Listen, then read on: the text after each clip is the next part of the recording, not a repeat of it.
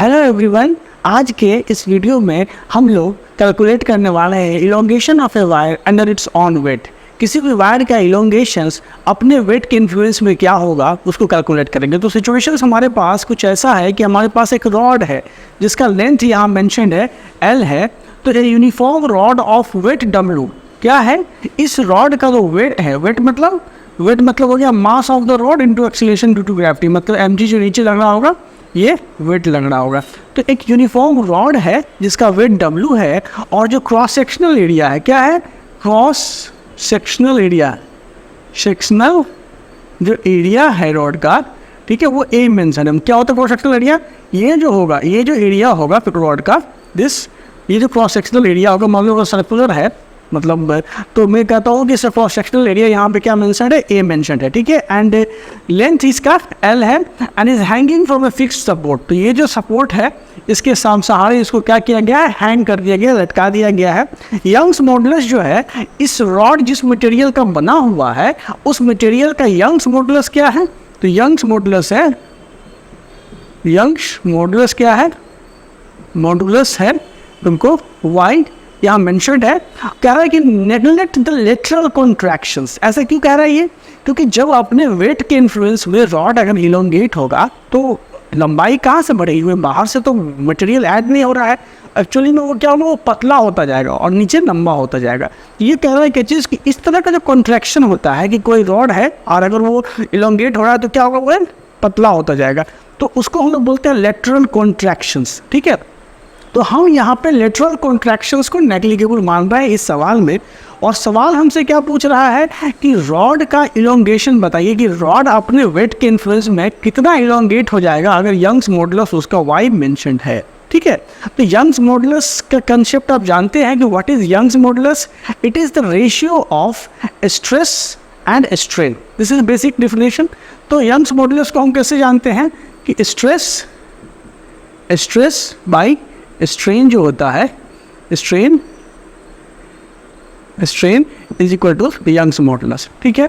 और अगर आपको पता हो कि व्हाट इज स्ट्रेस होता क्या है एक्चुअली में, अगर मैं खुद बताना चाहूँ तो स्ट्रेस क्या हो रहा है कि अपने वेट के इन्फ्लुएंस में जब रॉड इलोंगेट होगा तो उसके अंदर एक रिस्टोरिंग फोर्स डेवलप होगा और ये रिस्टोरिंग फोर्स चाहेगा कि और ये जो रॉड है वो अपने ओरिजिनल लेंथ को अचीव कर ले। तो वो जो रिस्टोरिंग फोर्स का डिस्ट्रीब्यूशन है उसको डिस्क्राइब करने के लिए हम लोग एक टर्म यूज़ करते हैं स्ट्रेस, ठीक है, जो बेसिकली क्या होता है, restoring force per unit area. और इक्विलिब्रियम सिचुएशंस में जब रॉड मतलब अपने वेट के इन्फ्लुएंस में पूरा इलोंगेट हो गया रहेगा तो उसके अंदर जो रिस्टोरिंग फोर्स होगा वो एक्चुअली में एक्सटर्नल फोर्स के बराबर हो जाता है। तो यहाँ जब हम जो जानते हैं कि स्ट्रेस इज व्हाट, अगर फोर्स किसी बॉडी पे F लग रहा है और अगर उसका एरिया A है तो this is called the stress, ठीक है, ये तो समझ में आती है। और व्हाट इज स्ट्रेन, कि इस जो इलोंगेशन हुआ रिलेटिव क्या हो गया, रिलेटिव डिफॉर्मेशन, मतलब अगर मान लो कि डिफॉर्मेशन रॉड का लेंथ अगर डेल लेंथ से रॉड अगर मान लो कि इसका लेंथ इंक्रीज कर गया और ओरिजिनल लेंथ L था तो this is what the Young's modulus is. तो आप यहाँ से लिख सकते हो what is y is equal to F by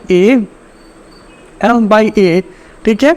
और ये जब डिवाइड करोगे तो F बाई A होगा तो L ऊपर और डेल L नीचे है, ठीक है।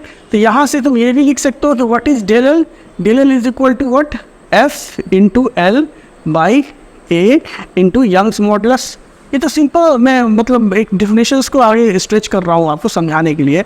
तो क्या हो गया कि ये जो F इंटू A है, समझो इसको ज़रा सा, ये जो टर्म है F into A, this is the stress. तो हम लोग लिख सकते हैं कि स्ट्रेस, ठीक है, स्ट्रेस इंटू L क्या है, ओरिजिनल लेंथ है। अभी इस केस को मत देखो, ठीक है, L क्या है तो original length of the rod, ORIGINAL, original length of rod, ठीक है, और divided by what, divided by Young's modulus Y, क्या हो गया, तो यंग्स मॉडुलस, ठीक है, यही हो गया मोड। ये क्या हो गया, ये डेल क्या हो गया, दिस इज द इलोंगेशन, ठीक है। ये क्या हो गया, इलोंगेशन, किस तरह का इलोंगेशन हो गया, लॉन्गिट्यूडिनल इलोंगेशन हो गया।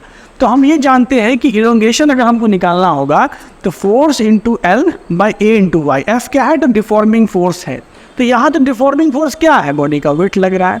अब इस चीज़ को समझो कि ये सिंपल सा सिनेरियो यहाँ एग्जिस्ट नहीं कर रहा है। क्यों? क्योंकि देखो अगर तो ये जो वेट है, ठीक है, तो इस वेट के इन्फ्लुएंस में इसके जो डिफरेंट एलिमेंट्स होंगे इस रॉड में, ठीक है, वो यूनिफॉर्म लेंथ से इलोंगेट नहीं करेगा। अगर कोई एलिमेंट सपोज करो कि यहाँ टॉप एंड पे है, ठीक है, मान लो कि कोई एलिमेंट यहाँ टॉप एंड पे है, तो इस एलिमेंट पे जो टेंशन फोर्स, मतलब क्या चीज़ लगाएगा, टेंशन फोर्स क्या हुआ यहाँ पे, इस एलिमेंट पे टेंशन फोर्स हुआ, the mass of the road below this element, ठीक है, ये जो एलिमेंट है, ठीक है, इस एलिमेंट के बिलो जो भी मास है, ये जो पूरा मास है, ये इसमें टेंशन फोर्स अप्लाई करेगा।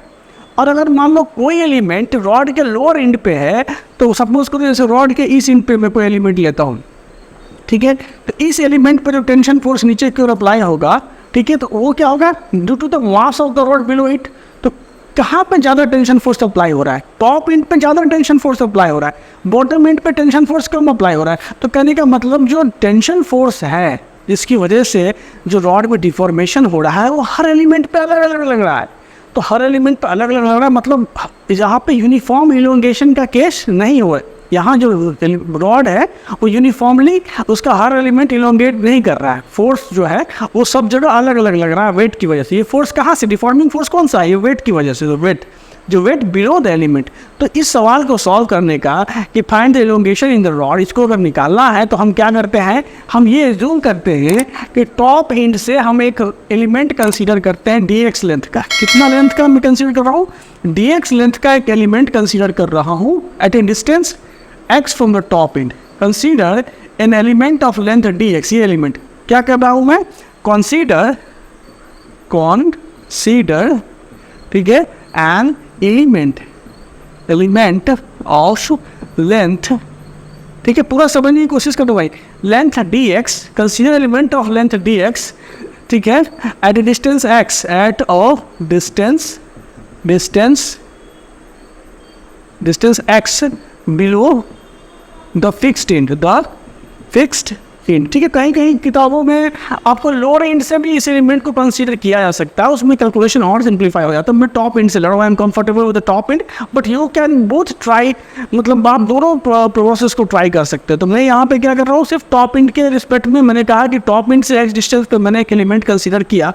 अब इस एलिमेंट पे अगर मैं पूछूँ कि क्या टेंशन फोर्स लग रहा है, तो क्या बताओगे, ये एलिमेंट पे यहाँ बना लेता हूँ आपके सुविधा के लिए। अब मैं बताओ कि इस एलिमेंट पे क्या टेंशन फोर्स, नीचे क्या फोर्स ऐड कर रहा होगा, तो it will just be the mass, the weight of the rod below this element. इस एलिमेंट मतलब इतना जो दूर का ये जो पोर्शन है, इसका वेट ही नहीं यहाँ टेंशन के टर्म्स में ऐड कर रहा होगा, ठीक है। तो ये वेट क्या होगा यहाँ पे, इस इतने एलिमेंट का वेट क्या होगा, सिंपल है। अगर एल लेंथ का वेट हमको डब्ल्यू यहाँ प्रॉब्लम में मेंशन है, the weight of the L length of rod is W, then the weight of the unit length of rod is W by L, and that's why the weight of the कितना length है rod का, तो weight of the L minus X, क्योंकि ये जो distance हो गया क्या हो गया L minus X, ठीक है, क्योंकि dx बहुत मिनिमम है, तो L minus X minus dx लेना पर मतलब नहीं बनता। It is a very small element, it will not affect the result very much, and that's why I am ignoring, I am just taking it L minus X length हो गया just below the. वैसे भी इस element के नीचे देखो तो L minus X है, तो मैंने क्या बोला कि L minus X लेंथ का वेट कितना हो जाएगा, तो W by L into L minus X, this will be the weight, this will be the weight, ठीक है, बिलो दिस एलिमेंट। तो कम से कम टेंशन फोर्स तो तुम यहाँ लिख ही सकते हो कि this will be the tension force which is acting on this element of length dx, ठीक है। टेंशन फोर्स ये काम कर रहा है, तो टेंशन फोर्स ये काम कर रहा है, तो स्ट्रेस कितना काम कर रहा है इस एलिमेंट पे, इस dx एलिमेंट पे कितना स्ट्रेस काम कर रहा है, stress acting on the element dx। क्या लिखूंगा मैं, stress acting on element dx। क्या हो गया स्ट्रेस की वैल्यू, तो बस क्या होता है, फोर्स पर यूनिट एरिया। तो फोर्स तो ये काम कर रहा है, और area of cross section A mentioned है, मैं लिख दूंगा W by L into L minus x, और एरिया से यहाँ डिवाइड कर दिया मैंने इसको, ठीक है। तो this is the stress which is acting on this small element, ठीक है। बात समझ में आ रही है, ये स्ट्रेस काम कर रहा है। अब देखो अगर मैं ये कहता हूँ कि मतलब ये जो मतलब आपका टेंशन फोर्स है, इसकी वजह से मान लो कि डिफॉर्मेशन इसमें ये हुआ, मैं मान रहा हूँ कि डिफॉर्मेशन जो हुआ, मान लो कि डी एफ ये हुई डी डेल्टा, या जो भी कह सकते हो इसको, this is the deformation in the element. ये क्या है? तो deformation in the element dx, ठीक है, ये डिफॉर्मेशन हुआ इस एलिमेंट में। क्या इसमें? तो डिफॉर्मेशन क्या है? तो this is the deformation in the element this due to this tension force. इस टेंशन फोर्स की वजह से जो डिफॉर्मेशन हुआ वो मैं ये लिख रहा हूँ, ठीक है। तो अब मुझे बताओ कि ये जो डिफॉर्मेशन है, दिस डिफॉर्मेशन विल बी, हम इस फॉर्मूला को डायरेक्टली अप्लाई कर सकते हैं। हम क्या लिखेंगे कि d epsilon is equal to stress. What is stress? तो इस एलिमेंट पे क्या स्ट्रेस एक्ट कर रहा है? W, ठीक है, L minus x by L into A. W यहाँ से L minus x by L into A, this is the stress. तो मैंने ये स्ट्रेस लगा दिया। ओरिजिनल लेंथ क्या है इस एलिमेंट का? ओरिजिनल लेंथ क्या है? dx is original length of this element, so this is dx, ठीक है। और डिवाइड कर रहा हूँ मैं यंग्स मॉडुलस से, तो यंग्स मॉडुलस से मैंने डिवाइड कर दिया। So this is the elemental deformations in this small element because of the mass just below it. समझ में आ रही है बात? अब मैं क्या करूँगा कि जब इस dx लेंथ में डिफॉर्मेशन इतना हो रहा है, तो इस जीरो ये पूरा लेंथ में डिफॉर्मेशन कितना होगा, उसके लिए क्या करना है? सिंपल मैथमेटिक्स लगाना है। हमें क्या करना है? हमें इंटीग्रेशंस अप्लाई करना पड़ेगा। तो इसको मैं क्या करूँगा कि टोटल डिफॉर्मेशन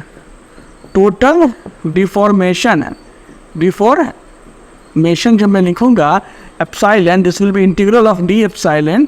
तो ये क्या हो जाएगा? इसको इंटीग्रल करूंगा W L minus x and D x by L A into यहाँ से y, और इसको 0 to x। मैंने लिमिट 0 to x क्यों लिया? क्योंकि इसका देखो ना, यहाँ से यहाँ x की वैल्यू यहाँ 0 होगी और यहाँ 0 to L, this will B 0 to L। dx की वैल्यू x वैल्यू कहाँ से कहाँ कर रहा है? यहाँ से 0, यहाँ से लेंथ L है, ठीक है। तो मैंने इसके बीच इसको इंटीग्रेट करना है। This is so simple. अब इंटीग्रेशन तो आप सबको आता होगा। जो भी मेरा फिक्स क्वांटिटी मैं बाहर ले लेता हूँ, तो W by L A into Y मैंने बाहर ले लिया, और जब मैं इसको इंटीग्रेट करूँगा तो ये क्या हो जाएगा?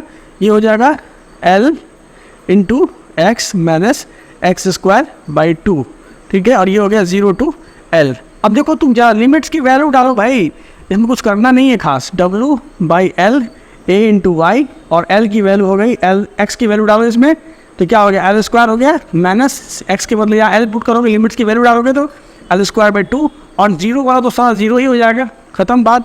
ये हो गया W by L A Y, और यहाँ पे हो गया L स्क्वायर बाई 2, L से L काट दो, ये आ गया W into L by 2 A Y. So the total elongations क्या होगा? टोटल इलोंगेशन कितना हो गया? तो टोटल हो गया इलोंगेशन कितना हो गया? इलोंगेशन हो गया तुमको W into L by 2 of A Y, ठीक है। This will be the total elongations, ठीक है। अब कहीं कहीं क्या कर रहा है कि इस रॉड को इनका जो टोटल मास है ना, वो सीधे सेंटर मिड पॉइंट पे कंसंट्रेटेड मान करके इसको सॉल्व करने की कोशिश कर रहा है। बट द बेस्ट वे, ठीक है, जिसमें कि सारा मैथमेटिक्स और फिजिक्स आपको सारे समझ में आ जाए, ये यही है। तो टोटल इलोंगेशंस क्या होगा? W into L by 2 A into Y. इस रिजल्ट से अगर कुछ आप ड्राइव कर पाओ तो बताओ ज़रा सा। सवाल में ऑब्जेक्टिव डाले जाएंगे आपको, और ऑब्जेक्टिव में आपको कुछ भी पूछ सकता है, ठीक है। जैसे मैं एक केस देता हूँ आपको। सपोज करो कि ये जो रॉड है, इस रॉड का जो डेंसिटी है, ठीक है, डेंसिटी क्या लिखा हूँ मैं? डेंसिटी जो है, डेंसिटी कितना है? रो डेंसिटी, ठीक है। तो जब रो डेंसिटी है तो इलोंगेशन कितना आया? तुमको जो एप्सिलॉन की वैल्यू आई वो कितनी आई थी? W into L by 2 A into Y आया, ठीक है। अगर मैं ऊपर नीचे L से डिवाइड कर दूँ इसको L बाई एल, तो कोई प्रॉब्लम नहीं है, क्योंकि L बाई एल तो कट जाएगा, 1 हो जाएगा। अब देखो जरा सा, इसको तुम लिख सकते हो ना W इंटू एल स्क्वायर, ठीक है, अब by 2 A into L into Y, ये आ गया। अब इस रिजल्ट पर थोड़ा दिमाग लगाओ। What is A into L? A is the cross sectional area of the rod, ठीक है, and L is the length of the rod. तो ultimately A into L is the volume of the rod. Okay, तो A into L क्या हो गया, this is the volume of the rod. So मैं लिख सकता हूँ W into L square by volume V of the rod, ठीक है, A इंटू ए तो एल भी आ गया इसमें, और इंटू वाई। तो अब बताओ क्या चीज़ कि ये जो W है, उस W है क्या चीज़, mass of the rod into acceleration due to gravity, जो G लग रहा है। तो मैं इसको ऐसा करूँ, मैं इसको ऐसे लिख देता हूँ, ठीक है, ऐसे समझना जरा इसको। ये रिजल्ट बड़ा प्रीटी रिजल्ट है ये। ए W इंटू कितना, W को मैं क्या करता हूँ, mass of the rod M है, और into acceleration due to gravity G है, into L square by V into gamma. तो mass by volume, what is this? This is the density of the rod.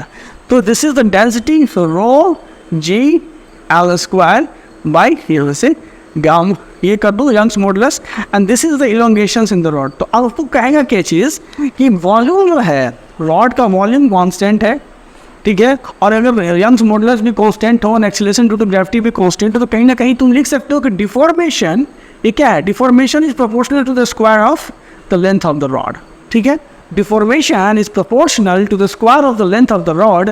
तो इस cases में आपने बड़ा beautiful result निकाला कि अगर वॉल्यूम ऑफ द रॉड मेरा कांस्टेंट है, तो मैं क्या निकाल पा रहा हूँ कि जो डिफॉर्मेशन हो रहा है इस रॉड में, वो उसके ओरिजिनल लेंथ के स्क्वायर का प्रोपोर्शनल है, ठीक है।